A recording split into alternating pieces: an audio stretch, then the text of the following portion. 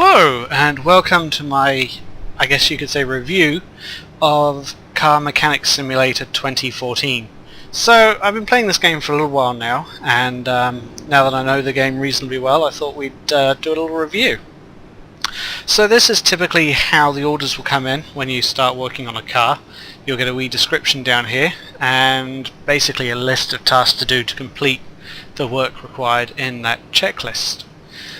So in this case, basically we just have to replace the gearbox of this car, which is a reasonable job. The graphics are quite good. The car models are stunning, as you can see. And the workshop itself, as you go through the game you get better workshops, but the workshop is rendered really nicely. You can also take the cars out for a test drive, which we'll do when we've finished working on this one. And there's a few other nice things as well, like you can see there's a wee tablet here with a screenshot of Street Rod on it, which is pretty cool. You can see where they got some of their inspiration from. You can repair parts here at the Vice. If you're doing an oil change, you'll need this oil container. And over here's the computer where we order new parts. Using your right mouse button you can select the modes, so either show or hide part condition, show or hide the body, show the inventory, and look at the repair order again. I've probably got a few things. I've got an old fuel pump I can get rid of. It's worth a buck. Well done. So we'll start getting into the work. I have to say that this game is not Gearhead Garage, unfortunately. I was really looking for a new Gearhead Garage type game, but it's not too bad. Is it worth 20 bucks? I don't know. Every mission's pretty much the same. There's something wrong with the car, something needs replaced or repaired, so you pull everything apart to get to that part. Pull it out, either order a new one or a second-hand one or repair it. That's pretty much it. So now we need to pull out the drive axle, as they call it. That's one side done. Oops, and we'll go over to the other side.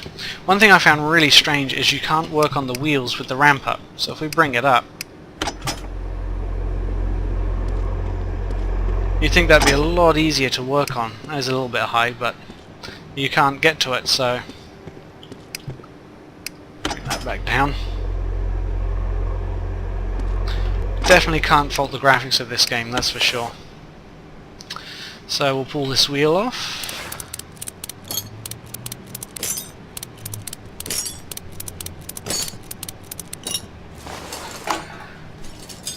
Off with the caliper. Interesting that taking the caliper off leaves the pads. It's kind of funny as well when you take certain things off, like once you've taken all the suspension off it leaves the steering rack just floating in midair, which is kind of funny. Why can't I take that off? There we go. And we'll take out this drive axle. I've heard complaints that the game's buggy. I haven't seen any bugs. A little bit more variety I guess would be nice. That's pretty much it for there. The engine you can't get into the block itself, so you can pull off all the ancillaries. Anything that's highlighting now you can take off, but you can't take the cylinder head off, you can't take the pistons out, you can't get to the crank or anything along those lines. And I'll take out the starter. Starter's in good condition. And I need to flip back around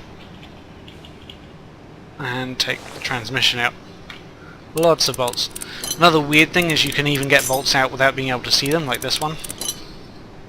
Go figure. And that's the transmission off. You can strip this a bit further so you can take out the bearing and then the entire clutch all the way down to the flexi plate.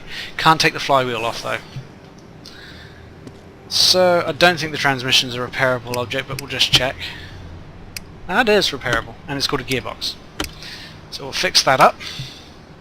I will just show you the computer just for lols. So this is the computer operating system. You've got car parts that you can order. Used car parts. I haven't actually had any use for the used car parts. I put a used rack and pinion in one of the cars and it didn't pass. I couldn't mark the job as complete, so not too sure what the point of that is. And learning, but I haven't actually looked at this. Oh, there you go, you can learn various things throughout the game. There's also a terminal up here which allows you to type things in. I'm wondering if that's to unlock things or maybe you put cheats in there, I don't know, I haven't looked at that too much. So we'll go back and put the repaired transmission back in. So we'll use right mouse button, go back into assemble mode instead of disassemble, and we'll use the gearbox. If you had more than one, so say you'd bought a new gearbox, it would have given you options for both. So you could put in either the new one or the old one. And we'll put that starter back in while we're under the bonnet. Every car I've worked on so far has been a straight 4 front wheel drive. I don't know if there is any variety.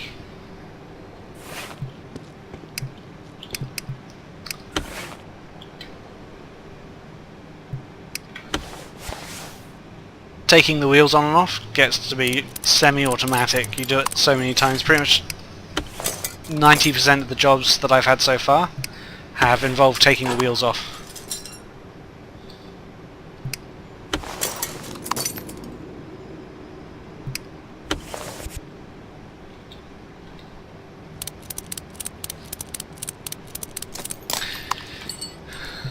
The other thing I missed a little bit about Gearhead Garage was the auction thing was a nice feature as well. Like, you could buy an old crappy car from auction and do it up and then either keep it or sell it.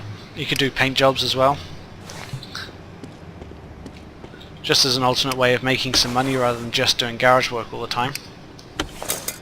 And the add-on cars were quite cool as well. I've been trying to get Gearhead Garage to go, but so far I've had no luck on Windows 7.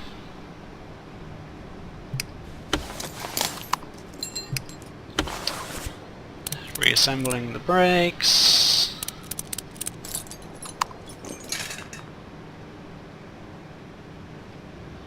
Oops, almost forgot that.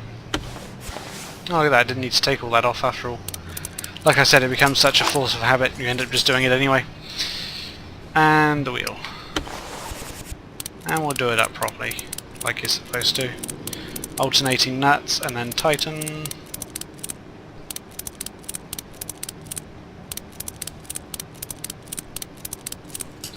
And we're done with this car.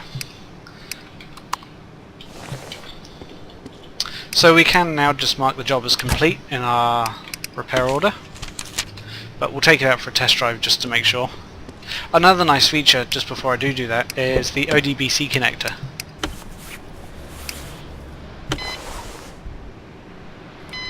So this will tell you, I've had a couple of jobs where I've been asked to use it. It's never picked up any faults yet. But it is kind of a cool wee toy.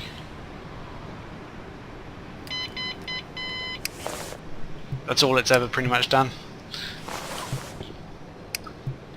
So we'll take the car out to the test track. I don't think you can damage the car, so I actually spun one out by accident earlier today and hit the wall, didn't do any damage. All cars are automatics, which is really interesting considering it's got a clutch. Can't drift.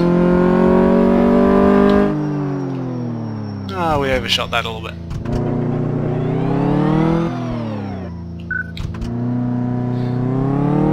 So we just go through the tests. So we've done acceleration, braking. Oh, I missed the thing. Too busy talking, not paying attention.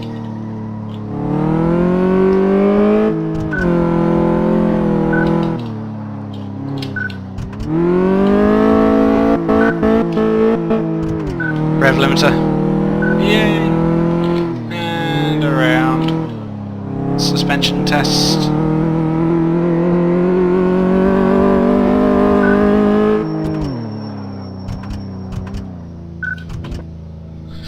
And that's the test drive. All cars handle exactly the same. Doesn't matter whether it's a car or a van or anything, they all seem to handle identically.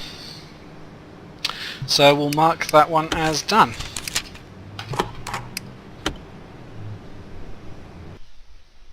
And that's pretty much it. So, definitely not a Gearhead Garage type game by any means, but not a bad game. Again, up to you whether you think it's worth $20.